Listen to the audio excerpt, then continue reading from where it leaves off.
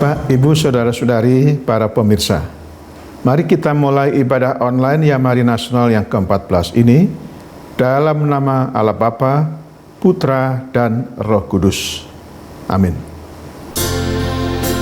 Shalom Bapak Ibu, Saudara-saudari pemirsa terkasih dalam Tuhan Yesus Kristus dimanapun berada, baik di Indonesia maupun di luar negeri. Salam jumpa kembali dalam ibadah online Yamari Nasional ke-14 ini. Kita patut bersyukur kepada Tuhan buat kasih dan anugerahnya yang tiada terbatas dalam kehidupan kita hingga saat ini. Ibadah akan kita awali dengan pembacaan ayat firman yang terambil dari Mazmur pasal 62 ayat 2, 3, 6. Begini bunyi firman Tuhan, hanya dekat Allah saja aku tenang, daripada ialah keselamatanku. Hanya dialah gunung batuku dan keselamatanku, kota bentengku, aku tidak goyah. Hanya pada Allah saja kiranya aku tenang, sebab daripadanya lah harapanku. Saudara, kita percaya hanya dekat Allah saja kita merasa ketenangan dan damai dalam menghadapi situasi sulit dan kondisi yang tidak menentu dalam hidup kita di masa COVID ini. Kita mau datang kepada Tuhan dengan menaikkan pujian yang berkata, hanya dekat Allah saja rasa tenang.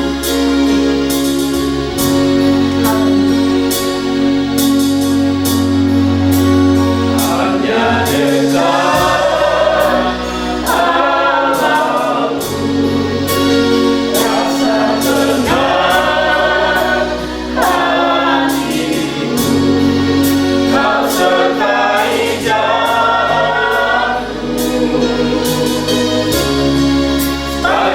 hidupku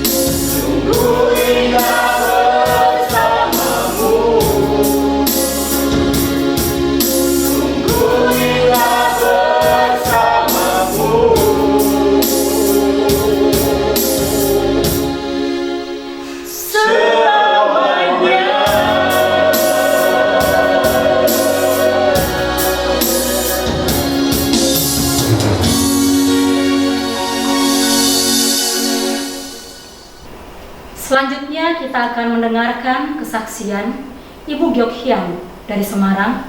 Waktu dan tempat kami persilahkan. Saya Gyok Hyang dari MHM Semarang ingin menyapa sahabat MHM dan sahabat Yamari di seluruh Indonesia. Shalom, saudara seiman. Saya ingin membagikan yang berikut ini. Tuhan Yesus yang kita sembah, yang kita percayai sebagai Tuhan dan Juru Selamat, bukanlah Tuhan yang menyebabkan COVID-19, tetapi Tuhan yang bisa bekerja melalui segala sesuatu, termasuk COVID-19 ini. Tuhan bisa menggunakan waktu dan situasi ini untuk menyatakan kehendak dan rencananya. Mari kita minta pertolongan Roh Kudus supaya kita bisa menemukan maksud dan tujuan Tuhan pada setiap kita di balik wabah COVID-19 yang diizinkan Tuhan ini. Selama diwajibkan harus stay at home, otomatis waktu keluar rumah, aktivitas di luar rumah berkurang, sehingga kita memiliki waktu yang berlimpah-limpah di rumah. Apa yang kita lakukan di rumah? Makan, tidur, mungkin sebagian orang sibuk memasak dan sibuk mengembangkan hobi, atau pegang HP, pegang gadget terus menerus dan tiap hari begitu sampai menghabiskan waktu berulang-ulang tiap hari. Apakah kita memperhatikan keadaan rohani kita? Tuhan Yesus memberi saya free will, kehendak bebas. Saya memilih fokus ke kualitas rohani lebih daripada kualitas yang lain. Saya mendisiplin diri untuk punya waktu khusus duduk di hadapan Tuhan, menaikkan pujian dan sembah kepada Dia dibanding sebelum ada COVID. Dulu kurang disiplin membaca Alkitab, sering bolong-bolong, tetapi sekarang tidak lagi. Kitab Kejadian sampai dengan Wahyu saya baca rata-rata 14 pasal sehari, dan itu selesai dalam waktu 85 hari. Setelah selesai, saya ulangi lagi. Ini membuat saya merasa kerasan tinggal di rumah. Nah, saya merasa bahagia karena saya mendapat berkat. Nah, inilah yang ingin saya bagikan. Mari tinggal di dalam Tuhan dan firman-Nya tinggal di dalam kita. Baca Alkitab tiap hari. Merenungkan firman Tuhan sampai Tuhan Yesus sampai firman itu menguasai hidup kita. Sepertinya kewajiban stay at home ini akan ada waktu berakhirnya. Nanti kalau sudah berakhir dan kita tidak mendapatkan apapun dari sesuatu yang rohani, maka kita akan rugi besar. Mari baca Alkitab sebanyak mungkin selagi masih ada waktu berlimpah. Diharapkan nanti kalau sudah tidak harus tinggal di rumah terus, gaya hidup itu sudah menetap pada kita, setiap kita. Nah, kita minta bimbingan Roh Kudus karena Roh Kudus yang membawa kita kepada seluruh kebenaran firman. Roh Kudus memiliki peran yang amat sangat penting untuk membawa kita mengenal Tuhan. Tanpa dipenuhi Roh Kudus, kita tidak bisa mentaati firman yang tertulis. Jadi seperti hanya membaca buku sejarah, padahal Alkitab bukan buku sejarah. Nah, dengan membaca Alkitab, kita bisa mengenal Tuhan lewat firman-Nya. Baca Alkitab membawa kita lebih mengerti hati Tuhan. Firman Tuhan, Alkitab adalah suara Tuhan. Nah, mari saya himbau yang belum lakukan, yang sudah tingkatkan. Sampai jumpa.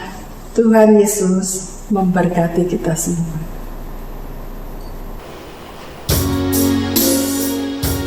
Tiba saatnya kita akan mendengarkan kebenaran firman Tuhan yang akan disampaikan oleh hambanya, Bapak Pendeta Emeritus Ras Pandiang dari GKI Perniagaan.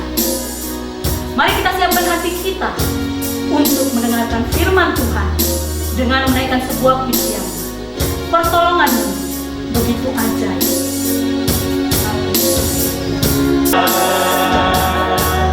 Ku rasakan kasih-Mu,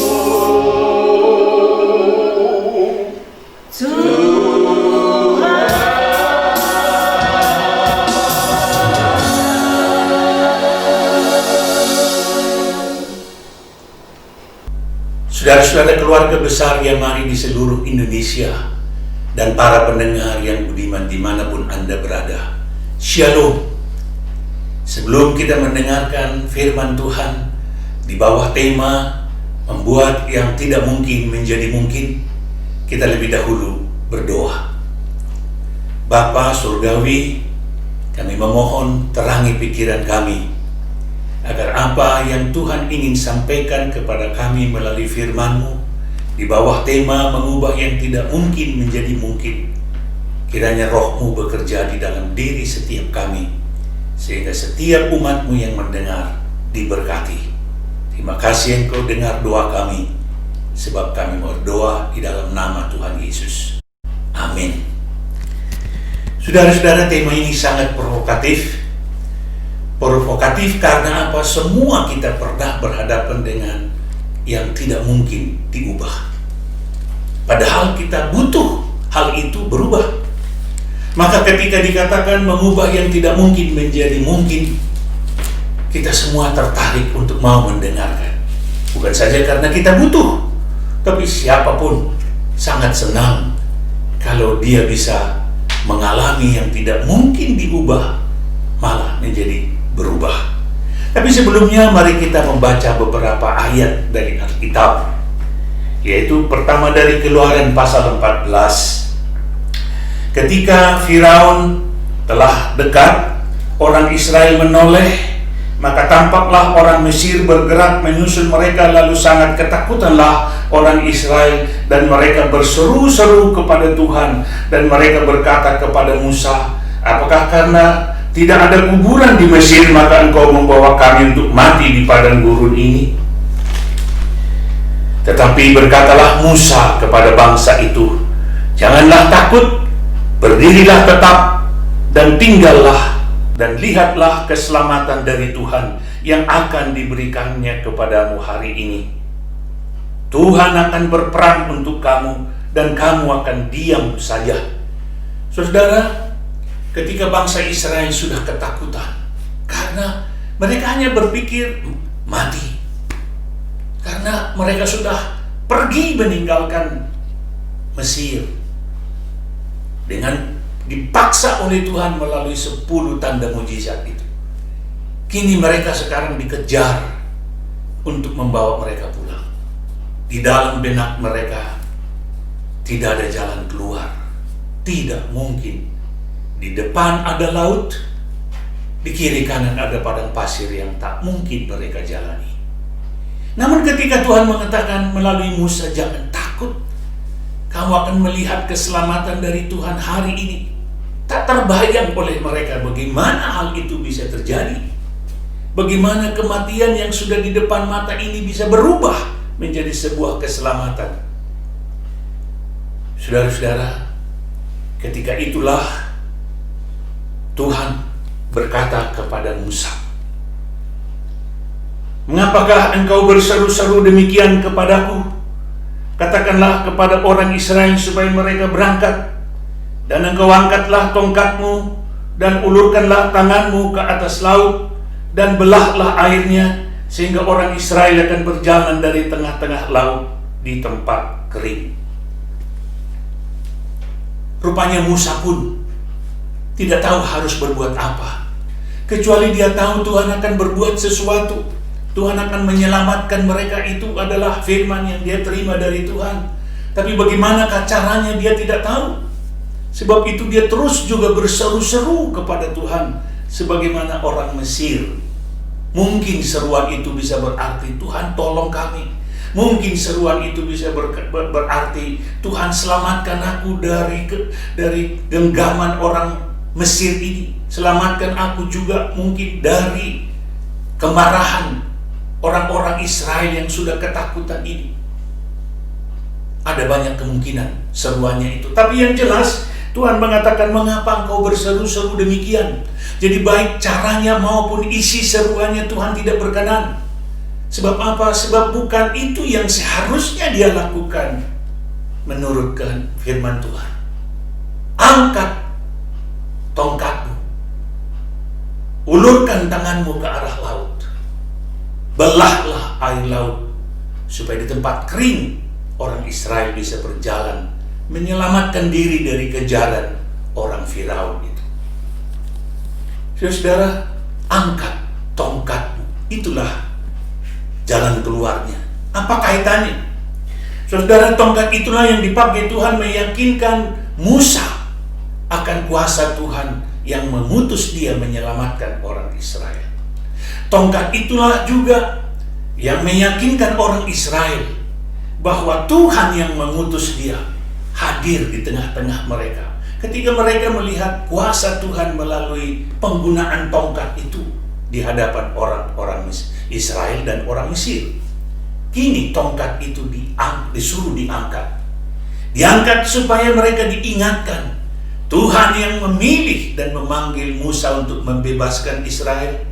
Tuhan yang telah membebaskan Israel dengan 10 tanda mujizatnya yang memaksa Firaun melepaskan Israel.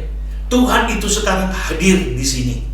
Dan dia yang menyuruh, ulurkan tanganmu ke laut, belahlah air itu supaya ada di tengahnya, di tempat yang kering, untuk orang Israel berjalan menuju ke tanah perjanjian. Saudara, tongkat itu hanyalah alat dipakai Tuhan untuk mengingatkan mereka akan kehadirannya di tengah-tengah mereka. Tongkat itu sendiri tidak berarti apa-apa. Tongkat itu tidak mempunyai kuasa apa-apa. Tapi ketika mereka beralih dan mengarahkan hatinya kepada Tuhan yang telah pernah memakai tongkat itu meyakinkan Musa, yang telah pernah memakai tongkat itu untuk meyakinkan Israel, yang telah pernah memakai tongkat itu untuk meyakinkan Firaun, sekarang tongkat itu disuruh diangkat. Tuhan itu hadir di sana untuk bertindak. Maka apa yang terjadi, saudara? Malam-malaman Tuhan mendatangkan angin kencang dari timur untuk membelah air itu, sehingga terjadilah ada tempat space ataupun selah antara dua, seolah-olah tembok air kiri kanan, dan Israel boleh berjalan di tempat yang kering sampai menyeberang. Dan kita tahu ujung ceritanya, saudara-saudara, bagaimana kemudian Tuhan mengizinkan Firaun mengejar mereka turun ke dalam laut.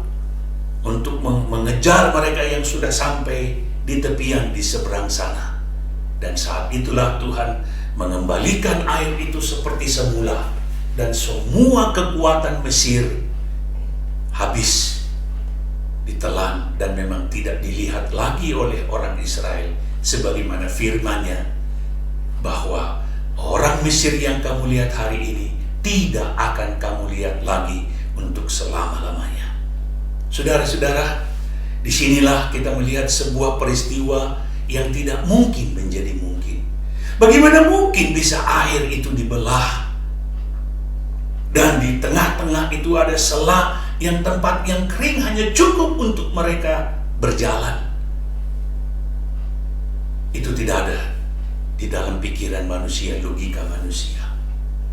Tetapi seperti firman Tuhan yang mengatakan bagi Tuhan tidak ada yang mustahil. Bahkan di dalam Markus pasal 9 dikatakan bagi orang percaya tidak ada yang mustahil. Ya, yang mustahil bisa berubah sekarang menjadi berubah, saudara. Sekali lagi, di mana kunci perubahan itu? Adalah ketika Musa taat kepada Tuhan untuk mengangkat tongkatnya dan mengulurkan tangannya ke laut. Sebab belum pernah terjadi, belum pernah dilakukan oleh Musa hal itu untuk membelah air laut. Tapi karena dia mau taat, walau mungkin di dalam ketaatan itu ada pertanyaan-pertanyaan, apa mungkin, atau bisakah? Tapi ketika dia di dalam kelemahannya taat kepada Tuhan, Tuhan yang bertindak. Sebagaimana sebelumnya dikatakan, Tuhan akan bertindak menyelamatkan kamu hari ini. Yang tidak mungkin menjadi mungkin, yang tidak bisa diubah menjadi berubah. Sekali lagi, bukan pada tongkatnya, supaya jangan orang cenderung untuk mencari tongkat yang punya kuasa itu untuk melakukan sesuatu perubahan ketika diinginkan. Karena bukan pada tongkat itu ada kekuasaan, tapi pada imannya kepada Tuhan yang punya kuasa itu, sehingga kuasa itu yang diperbuat oleh Tuhan menyelamatkan mereka. Karena kita melihat contohnya, ketika Tuhan menyuruh Musa untuk menjawab seruan orang Israel yang minta air, pukul batu itu supaya batu itu mengeluarkan air, dan batu itu pun mengeluarkan air. Tapi di kali yang lain mereka bersungut-sungut juga meminta air, dan Tuhan berkata dengan Firaun, sudah terjadi itu, sekarang mereka sendiri akan mengalami itu. Harun dan Musa disuruh mengajak beberapa tokoh-tokoh orang Israel menuju ke sebuah bukit batu, dan Tuhan menyuruh supaya Musa membawa tongkatnya, dan Musa nanti di sana bicara kepada batu supaya batu itu mengeluarkan air bagi mereka. Tapi ketika sampai di sana, kemungkinan besar Musa emosi untuk sungutan orang Israel yang tak henti-henti. Lalu dia berkata, dari batu inikah kami mengeluarkan air bagimu, sambil memukulkan tongkatnya. Memang batu itu mengeluarkan air. Tapi kemudian Tuhan berkata kepada Musa, di mana hormatmu kepadaku? Mengapa engkau tidak menjaga kekudusanku? Sebab bukan tongkat itu yang mengeluarkan air bagimu, tapi ketaatanmu. Ketaatanmu itulah yang membuat yang tidak mungkin itu menjadi mungkin, bukan tongkat itu. Sebab itu ketika bapak yang anaknya sudah bertahun-tahun dari sejak kecil tidak bisa sembuh oleh karena penyakit ayan yang dideritanya, ketika dibawa kepada para murid tidak bisa menolongnya. Dan ketika dibawa orang tua itu kepada Yesus, dia berkata, kalau engkau bisa, tolonglah kami.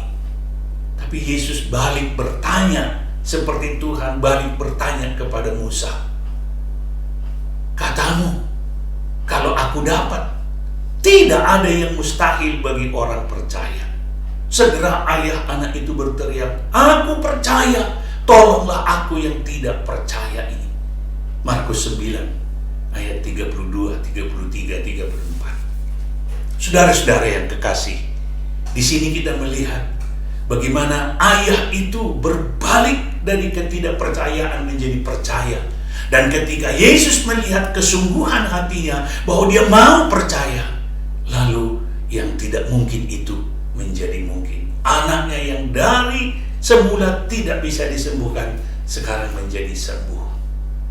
Saudara-saudaraku yang kekasih, dalam perjalanan kita mengiring Tuhan, melakukan tugas panggilan kita, melayani pekerjaan Tuhan, bersaksi bagi nama Tuhan, dalam kehidupan kita pribadi, keluarga, di tengah bisnis, pekerjaan kita, sekolah anak-anak kita, kesehatan kita, bahkan di tengah-tengah COVID-19 ini begitu banyak kemungkinan yang tidak kita mengetahui jalan keluarnya. Hari ini Tuhan berkata, yang tidak mungkin itu bisa menjadi mungkin ketika Anda datang kepada Tuhan dengan penuh percaya. Percaya seperti apa yang dimaksud? Sebab percaya, iblis pun percaya, saudara, kata Rasul Yakobus. Percaya seperti apa? Mungkin dalam bahasa Inggris bisa kita bedakan apa yang Tuhan inginkan, yaitu dari belief, saudara harus bergerak terus makin dalam sampai kepada trust. Dari belief, dari percaya sampai kepada yakin, atau istilah Arabnya hakul yakin, yaitu trust itu mengandung unsur penyerahan diri total. Apapun yang terjadi, aku berserah kepada Tuhan. Aku meyakini sepenuhnya pemeliharaan dan kasih Tuhan kepadaku. Disitulah Anda akan bisa mengalami yang tidak mungkin itu menjadi mungkin. Jadi di dalam Tuhanlah Anda bisa mengalami yang tidak mungkin menjadi mungkin. Karena itu mari kita berjalan bersama dengan Dia. Di dalam rencana Dia, menggenapkan rencananya untuk menyelamatkan dunia ini, berpartisipasi dalam rencananya menyelamatkan dunia ini. Disitulah Anda akan mengalami yang tidak mungkin itu menjadi mungkin. Haleluya. Karena kita boleh diperkenankan Tuhan melihat kemuliaannya di dalam karyanya. Amin. Mari kita berdoa. Bapa di surga, terima kasih hari ini rahasia bagaimana yang tidak mungkin itu menjadi mungkin diberitahukan kepada kami melalui pengalaman orang Israel yang sedang berjalan menuju ke tanah perjanjian, melalui pengalaman seorang bapa yang anaknya dari kecil dirasuk setan, sakit tidak tersembuhkan, tapi akhirnya yang tidak mungkin itu menjadi mungkin ketika mereka percaya, ketika mereka taat kepada firman Tuhan, ketika mereka membiarkan kemuliaan Tuhan yang dinyatakan, bukan kemuliaan dirinya sendiri. Terima kasih Tuhan atas kasih karunia-Mu bagi kami semua yang menanti-nantikan pertolongan-Mu dimanapun kami berada. Dalam nama Tuhan Yesus. Amin.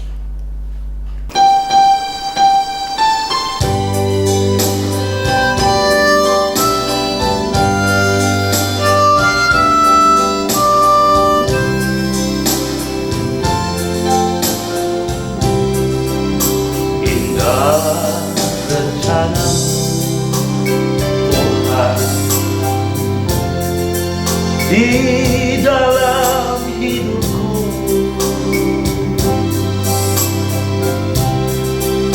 walau ku tak tahu dan ku tak mengerti semua jalanmu.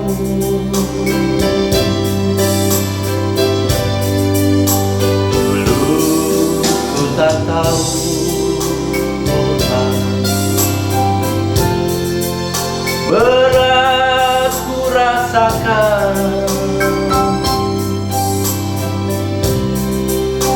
hati menderita dan ku tak berdaya menghadapi semua.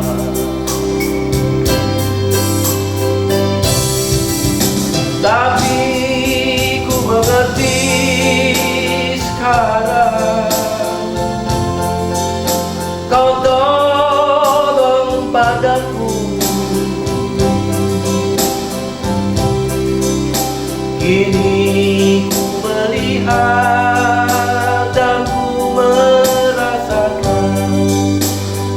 indah rencanamu.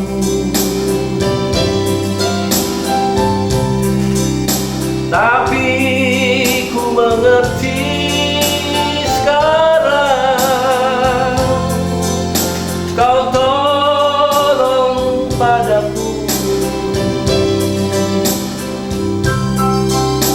Kini ku melihat dan ku merasakan indah rencanamu.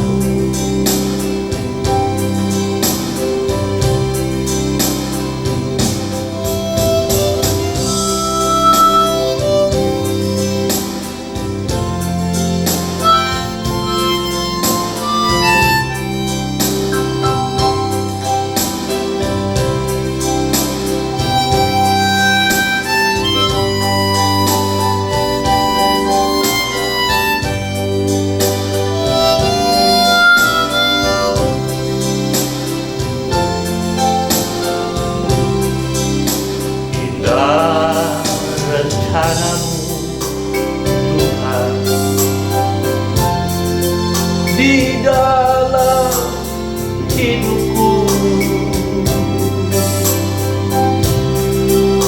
walau ku tak tahu dan ku tak mengerti semua jalanmu.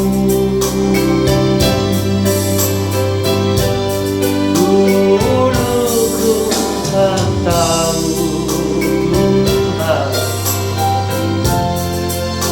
berat ku rasakan,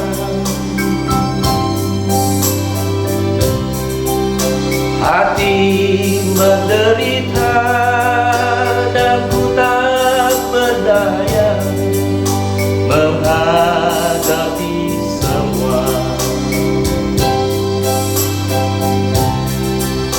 Tapi ku mengerti sekarang, kau tolong padaku. Kini ku melihat dan ku merasakan indah rencanamu.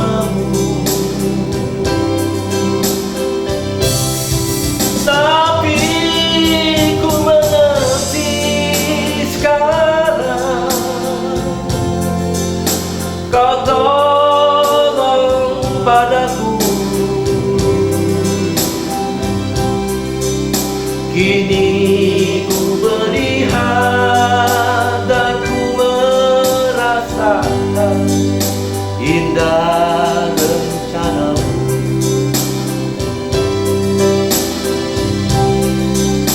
Kini ku melihat dan ku merasakan indah rencanamu.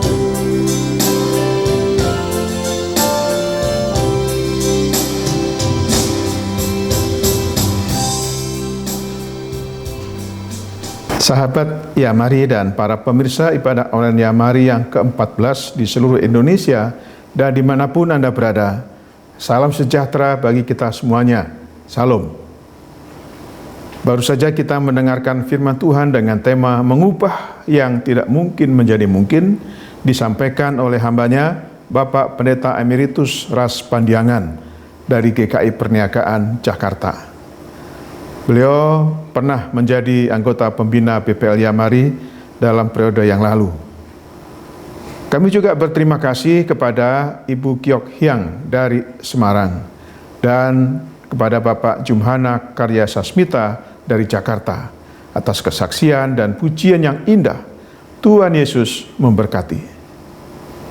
Ibadah online Yamari Nasional berikutnya yang ke-15, tanggal 12 September 2020, firman Tuhan akan dilayani oleh Bapak Pendeta Dr. Robi Chandra dari GKI Kayu Putih, Jakarta.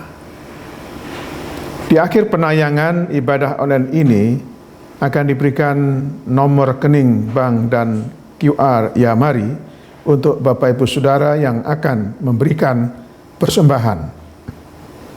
Terima kasih atas perhatian dan supportnya. Tuhan Yesus memberkati. Kita akan masuk dalam doa syafaat. Sebelumnya mari kita nyanyikan sebuah lagu, Bagi Tuhan tak ada yang mustahil.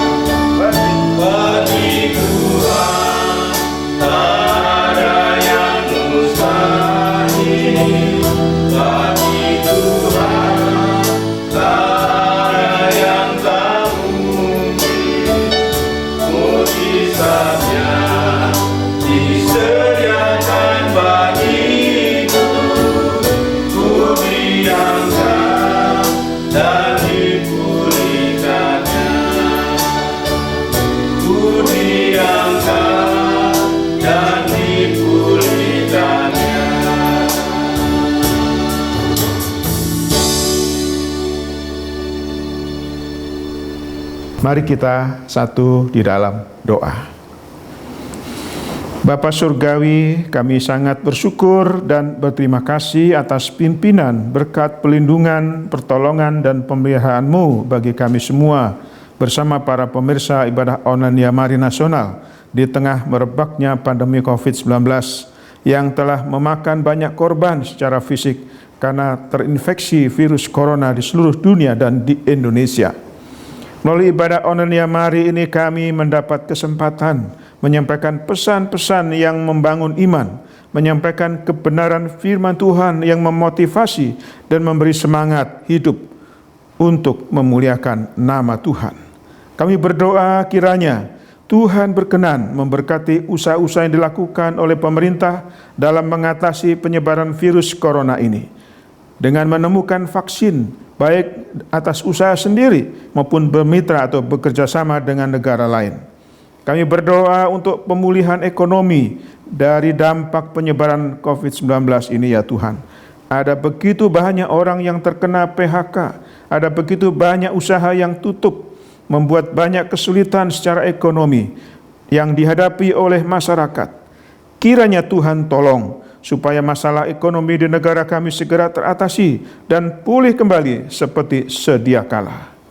Bapa Surgawi, kami berdoa secara khusus bagi para pemirsa ibadah online Yamari, baik pria maupun wanita, baik usia muda sampai usia dewasa, yang mungkin saat-saat ini sedang bergumul dengan berbagai masalah, baik masalah sakit penyakit, masalah ekonomi, masalah pekerjaan, masalah keluarga, dan lain sebagainya.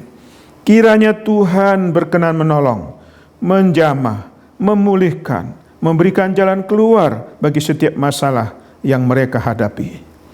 Kami sangat percaya kepada Tuhan yang sanggup menolong kami, karena Tuhan kami adalah Tuhan yang hidup, Tuhan yang Maha Kuasa, Tuhan yang berdaulat atas alam semesta dan berdaulat atas kehidupan kami.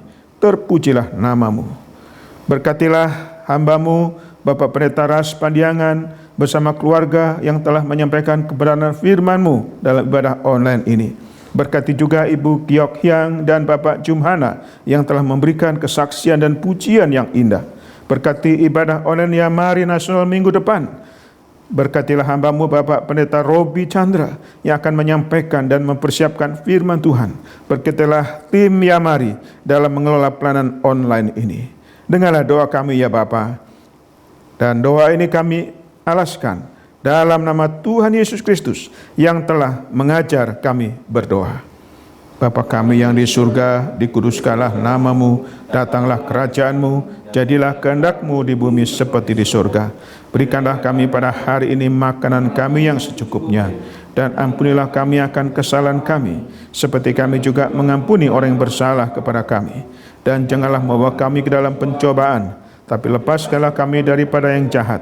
karena Engkaulah yang punya kerajaan dan kuasa dan kemuliaan sampai selama-lamanya. Amin. Bapak Ibu Saudara, arahkan hatimu kepada Tuhan dan terimalah berkat-Nya.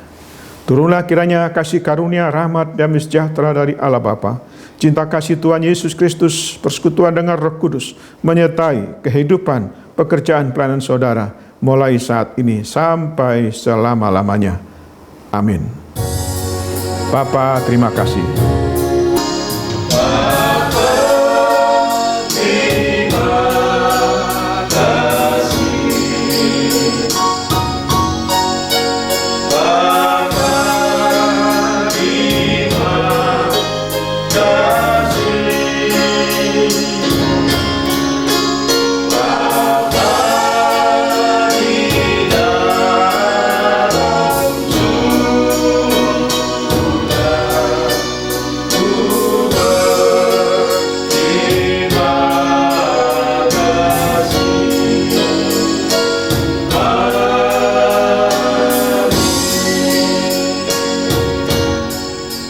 Sampai jumpa.